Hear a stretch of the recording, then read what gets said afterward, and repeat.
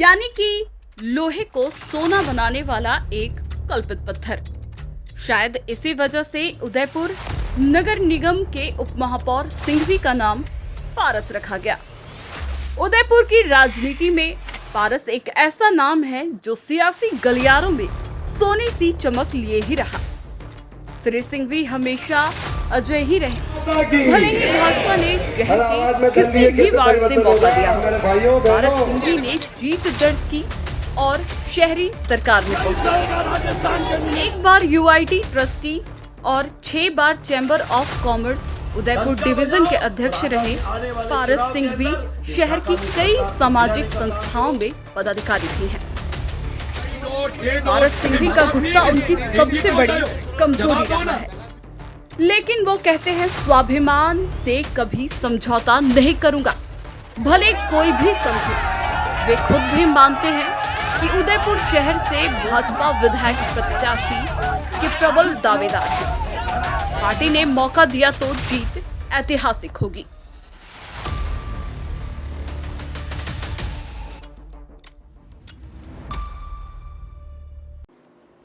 नमस्कार, मैं हूं मनु राव और आप देख रहे हैं हमारा खास कार्यक्रम नेतागिरी। आप सभी को बता दें, राजस्थान में 16वीं विधानसभा के लिए चुनाव होने जा रहे हैं और 3 दिसंबर को पता चल जाएगा कि राजस्थान में किसकी सरकार होगी। इसी कड़ी में हम तमाम जन नेताओं से आपसे रूबरू करवा रहे हैं और जान रहे हैं उनके मन की बात, ताकि आप एक अच्छे को चुन सके। हमारा मकसद सिर्फ इतना है कि मतदान ज्यादा से ज्यादा हो। और अभी जो शख्सियत हमारे साथ हैं वह किसी परिचय की मोहताज नहीं है। कहते हैं कि पत्थर जिसको छू ले वो सोना हो जाता है, तो राजनीति में सुनहरा अवसर उनका रहा है। उनका नाम पारस सिंघवी हैं, जो उपमहापौर हैं और लगातार 6 बार चैम्बर के अध्यक्ष भी रहे हैं। 4 बार निगम में उनको मौका मिला है और यूआईटी के ट्रस्टी भी रह चुके हैं। बहुत बहुत स्वागत है पारस जी, आपका कैसे हैं? बहुत बहुत स्वागत, आपका भी अभिनंदन करता हूं उदयपुर न्यूज चैनल। हमारे कार्यक्रम की शुरुआत से पहले एक वचन आपसे लेना चाहते हैं कि आप इस पूरे कार्यक्रम के अंत तक गुस्सा नहीं करेंगे, इसलिए गीता पे हम चाहते हैं एक बार आप हाथ रख लें, ताकि ठीक रहेगा। पूरे कार्यक्रम में आप कहीं गुस्सा नहीं करें। ठीक है साहब, गुस्सा तो आता नहीं है, फिर भी आपने गीता पे हाथ रखा है, पवित्र गीता पर, तो बहुत अच्छी बात है जी। पारस जी, सबसे पहला सवाल जो है, कैसी चल रही है नेतागिरी? क्योंकि हमारा नाम ही टाइटल नेतागिरी का है, तो कैसी चल रही है? आपका टाइटल नाम नेतागिरी है, लेकिन मेरा सोचना है कि मैं एक कार्यकर्ता के नाते काम करता हूँ। मैंने कभी सपने में सोचा नहीं कि मैं नेतागिरी करूँगा या राजनीति के अंदर आकर चुनाव लड़ूंगा। जी। मेरा मातृ संगठन राष्ट्रीय स्वयंसेवक संघ में शाखाओं में जाकर मैंने मेरे जीवन यात्रा प्रारंभ की। विद्यार्थी परिषद में गया, श्रमजीवी महाविद्यालय का अध्यक्ष रहा और उसके पश्चात युवा मोर्चा में मुझे संगठन ने दायित्व दिया और युवा मोर्चा के पश्चात 1994 में पहली बार आदरणीय कटारिया साहब और भारतीय जनता पार्टी ने मुझे पार्षद बनाया और उसके बाद ये जीवन यात्रा अभी यहाँ तक पहुँची है, ऐसा मेरा सोचना है। वैसे तो सभी आपके बारे में जानते हैं, लेकिन उदयपुर के न्यूज़ के जो दर्शक हैं वह देश दुनिया में हैं, पूरे राजस्थान में भी हैं, तो उनको थोड़ा सा आपका परिचय जानेंगे कि इस कार्यक्रम के माध्यम से आपका राजनीतिक और पारिवारिक परिचय। नाम मेरा पारस सिंघवी है। वर्तमान में मैं उपमहापौर के नाते दायित्व निर्वहन कर रहा हूँ। जैसा मैंने कहा कि संघ पृष्ठभूमि से मेरा नाता रहा और शुरू से ही डॉक्टर हेडगेवार जी और गोलवार जी के सिद्धांतों को अपनाकर मैंने मेरा जीवन यात्रा प्रारंभ की। मेरे परिवार में कोई भी राजनीतिक क्षेत्र के अंदर नहीं है। आलोक स्कूल में अध्ययन करता था। हमारे आचार्य जी जो कहा करते थे, श्याम जी गुरु जी, वह भी हमारे विचारों का ही स्कूल था। वहीं से मैंने मेरे जीवन यात्रा प्रारंभ की, शाखा में जाना प्रारंभ किया और धीरे धीरे फिर प्रारंभ होते होते फिर संघ की शाखाओं में जाने के पश्चात विद्यार्थी परिषद में काम किया और विद्यार्थी परिषद में काम करते करते नगर का दायित्ववान कार्यकर्ता रहा और उसके पश्चात 1987 के अंदर मुझे श्रमजीवी महाविद्यालय का अध्यक्ष का चुनाव लड़ाया। बहुत भारी मात्रा में मैं वहाँ से विजय प्राप्त की। सामने वाले एनएसयूआई के प्रत्याशी की जमानत जब्त हुई और उसके पश्चात जैसा कि एक परिपाटी रही है कि पहले संघ का स्वयंसेवक, फिर राजनीति में विद्यार्थी परिषद और फिर युवा मोर्चा। युवा मोर्चा में जिलाध्यक्ष का दायित्व दिया 1995 के अंदर। उसके पश्चात 1997 में भारतीय जनता पार्टी प्रदेश का मंत्री रहा और उसके पश्चात जैसा पता है कि 1994 के अंदर चुनाव आ गए नगर निगम के, नगर परिषद उस समय हुआ करती थी। तो मैंने भी एक दावा प्रस्तुत किया कि भाई मेरा वार्ड से मेरा चुनाव लड़ा जाए। उस समय मेरा वार्ड जनरल नहीं था, तो पास के वार्ड से मंडी से ही मैंने टिकट मांगा। आदरणीय कटारिया साहब का आशीर्वाद रहा, भारतीय जनता पार्टी के शीर्ष नेतृत्व ने मेरे ऊपर विश्वास किया और उदयपुर के सबसे अधिक मतों से मैं उस समय चुनाव जीता। उसके पश्चात 1994 से 99 तक पार्षद रहा। फिर 2 टेन्योर का गैप रहा। माननीय युधिष्ठिर जी और रविंद्र जी सीमाली हमारे सभापति रहे। उसके पश्चात पुनः मुझे चंद्र सिंह जी कोठारी जब हमारे मेयर बने उस समय मुझे टिकट दिया, चुनाव जीता। उसके पश्चात रजनी जी टिकट चुनाव में हमारी सभापति रही, उस समय मेरे को टिकट दिया, उस समय चुनाव जीता। फिर बाद में अभी वर्तमान में हमारे गोविंद सिंह जी टाक महापौर है। मुझे वार्ड नंबर 51 जो मेरा क्षेत्र नहीं था वहाँ पर पार्टी ने कहा कि वहाँ से चुनाव लड़ना है, वहाँ से चुनाव लड़ा और वहाँ की जनता ने मुझे बहुत प्यार देकर कांग्रेस के बड़े नेता को मैंने हराकर वहाँ से चुनाव जीता। और उसके पश्चात पार्टी ने पुनः विश्वास करके मुझे उपमहापौर का दायित्व दिया। ये छोटी सी जीवन यात्रा है, काम करने का प्रयास किया है। सामाजिक दृष्टि से भी समाज का वर्तमान में भी मैं अध्यक्ष हूँ।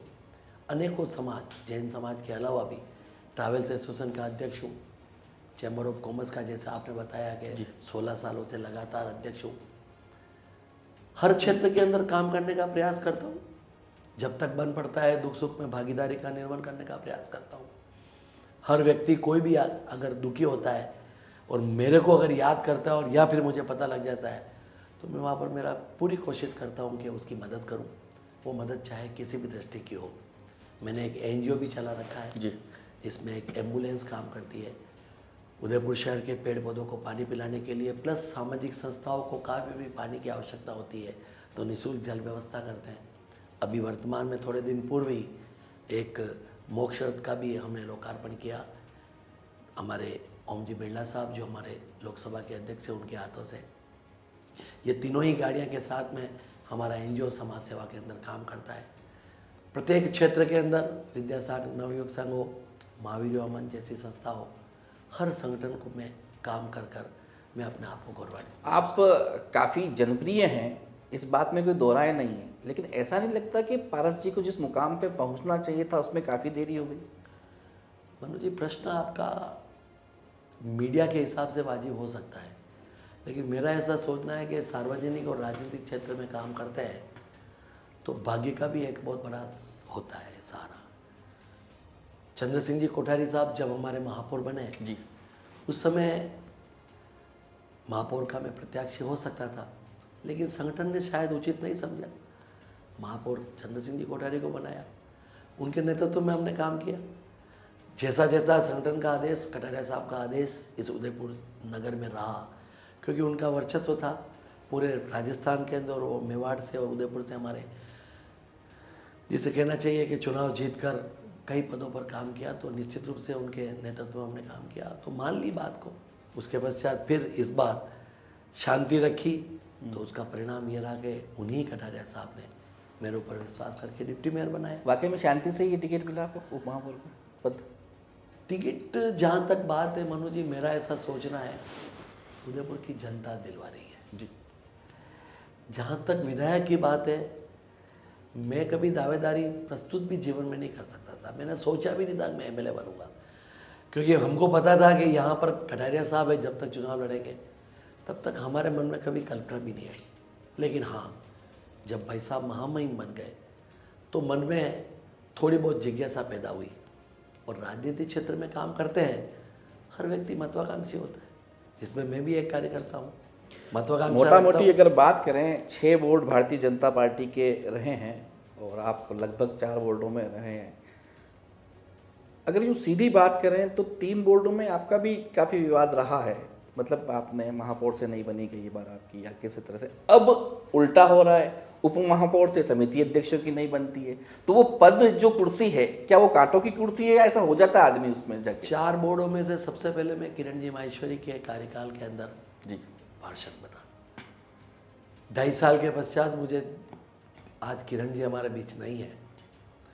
किरण जी के प्रेम और आशीर्वाद से मेरे को उन्होंने 2.5 साल के पश्चात गिराज समिति का अध्यक्ष बनाया और सफलतम कार्यकाल राजस्थान के अंदर गिराज शाखा का रहा जी। तो ये कहना कि नहीं बनी तो किरण जी के साथ बहुत अच्छी बनी। हमारा चंद्र सिंह जी कोठारी की टाइम पे भी बहुत अच्छी बनी थी, लेकिन छोटी मोटी बातों पर विवाद परिवार के अंदर होता है।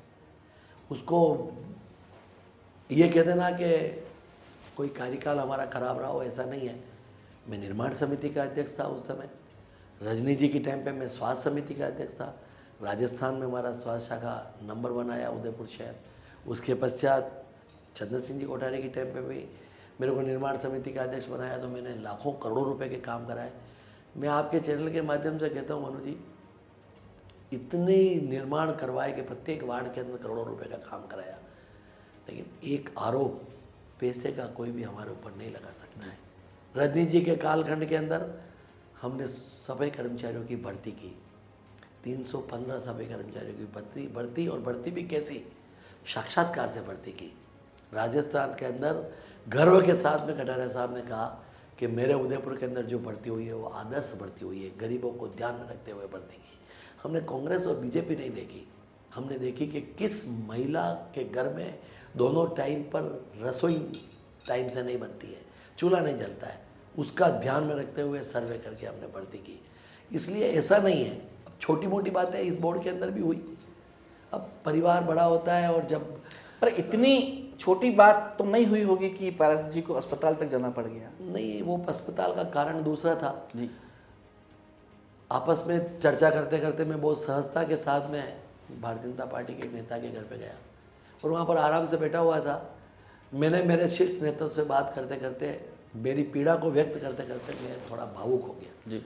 जैसा मेरा स्वभाव है भावुकता का, तो भावुक होने की वजह से मेरे मन में थोड़ा कष्ट हुआ, इसकी वजह से हॉस्पिटल जाना पड़ा।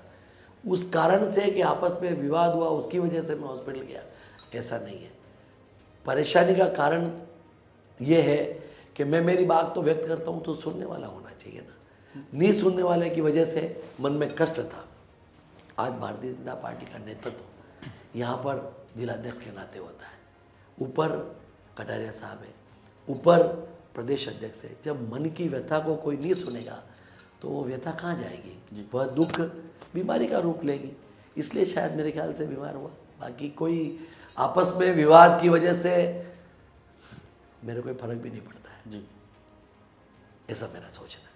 फिर अचानक बहुत ज़्यादा विवाद हो गया, मीडिया में आ गया और तनातनी हो गई, उसके बाद समझौता करने की स्टाइल कला ये पारस जी में ही है, भारत जी में ही है ऐसी कला जो समझौता हो गया वापस से। वो सब लोग शांत हो गए जो पहले विरोध में उतरे थे। कुछ कुछ गलत फहमियों का शिकार भी हो जाते हैं जी। और उसका कारण क्या है, मैं जिसको बड़ा भाई मानता था उसके मन में ये आ गया कि पारस जी मुझे गाली दे रहे हैं। अब छोगालाल जी का नाम ले रहा हूँ मैं, वो मुझे, मैं उसको शुरू से उस व्यक्ति को बड़ा भाई मानता हूँ। जब से वो मंडी में मेवाड़ चलने का काम करते थे, हमने तो कभी विवाद की मन में ही कल्पना नहीं की, लेकिन हमारे कुछ साथी, चाहे वो पार्षद हो या बाहर कुछ लोग, उन्होंने गलत फहमी का शिकार हमारे छोगालाल जी को कर दिया और उसकी वजह से भाई साहब के मन में आ गया कि भारत जी ने मुझे गालियाँ दी। ऐसा कुछ भी नहीं, मैंने कभी जीवन में उनको गाली नहीं दी। आज कटारिया साहब के लिए कहते हैं भारत जी ने गालियाँ दी, मैं मनु जी आपके चैनल के माध्यम से कहता हूँ कभी गाली शब्द का उपयोग नहीं किया। हाँ, स्वाभिमानी तो हूँ, अगर मुझे ललकारेगा कोई और मैं घर में बैठ जाऊँ, ये मेरा स्वभाव नहीं है। मैं बिल्कुल ऑन द रिकॉर्ड बोल रहा हूँ, आज भी वर्तमान में चुनाव लड़ूँ या न लड़ूँ, स्वाभिमान के साथ समझौता जीवन में कभी नहीं कर सकता। विधायक बनना बहुत बड़ी चीज़ नहीं है, जनता चाहेगी तो विधायक बन जाएंगे, संगठन पर चाहेगा तो समिति, जब निगम में बोर्ड में समिति अध्यक्ष हैं, उनका दायित्व है, तो हर समिति अध्यक्ष के कामों में दखल डालना वही उनकी हमेशा पीड़ा रही है। तो वो दखल डालने की वजह से वो नाराजगी पैदा हुई है, क्या कहेंगे आप? मनु जी, पिछले 3 सालों से मैं समिति को बैठकों में नहीं जाता हूँ। ये बात आई कहाँ से? मुझे महापौर जी ने भी कहा, मुझे कटारिया जी ने भी कहा कि भारत जी आपसे समिति अध्यक्ष नाराज है। मैंने कहा क्यों, कि आप समितियों में दखल करते हैं। मैंने कहा भाई साहब, समिति अध्यक्ष बैठक की प्रारंभ नहीं करे और आधे आधे पौन घंटे तक मेरा इंतजार करे, भारत जी आपको आना ही पड़ेगा। और मैंने अगर मेरे वहाँ पर बैठक में जाकर सुझाव दिया ये भी अगर दखल है तो मैं आज के बाद बैठकों में भी नहीं जाऊंगा। मैंने बैठकों में जाना बंद कर दिया। और बैठकों में जाकर किसी समिति के अंदर विवाद हुआ हो, एक समिति अध्यक्ष बता दे, कभी विवाद नहीं हुआ। बहुत प्रेम से, बहुत आराम से, बहुत संयमित तरीके से समितियों की बैठकें हुई। और समिति अध्यक्ष के आग्रह पर, निवेदन पर कहने के बाद, जैसे उदाहरण निर्माण समिति, एक बैठक में गया, सहनता से, पहली बार सरलता से, मेरा मन एलाउ नहीं किया तो मैं कभी निर्माण समिति की बैठक में गया ही नहीं। अब निर्माण के अध्यक्ष जी अगर कह देवे कि भारत दखल करता है तो उसका मेरे पास कोई इलाज नहीं है। महापौर जी और हम मिलकर इस शहर को अच्छा बनाने का काम कर रहे हैं। अब किसके मन में ये आ जाए कि यार महापौर और उपमहापौर की पहली बार क्यों बन रही है, तो इसका मेरे पास कोई उत्तर नहीं है। मेरे अभिभावक है वो, और पहली बार पिता के बाद पिताजी का जैसा मुझे आशीर्वाद उन्होंने दिया, तो मेरा भी फर्ज बनता है कि बेटे के नाते दायित्व निर्वहन करके मैंने उनका भी साथ दिया। अब लोग कहते हैं कि भाई साहब मैं आप साथ मत दो उनका तो बहुत अच्छा हो जाएगा। मैंने कहा लोगों में कौन? नाम लेने की आवश्यकता नहीं है, सब समझते हैं। ओबीसी सीट है, कहने की आवश्यकता नहीं है, कोई भी हो सकता है, नाम की आवश्यकता भी नहीं है। लेकिन हाँ, कुछ गलत फहमियों की वजह से, अब मैं एक नाम और लूँ, मैंने छोटालाल जी का नाम लिया, मैं मनोहर का नाम लेता हूँ। मनोहर मेरा छोटा भाई जैसा है। कभी जीवन में मेरे साथ उन्होंने, मनोहर जी ने महामंत्री के नाते काम किया, मैं प्रदेश मंत्री था तो मेरे साथ उन्होंने जिलाध्यक्ष के नाते काम किया।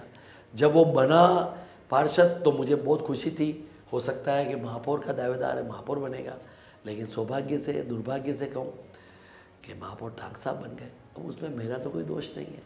फिर मनोहर जी के साथ में धीरे धीरे अब क्या होता है कि ईगो टकराता है, यार पारस उपमहापौर बन गया तो मेरी समिति में दखल क्यों।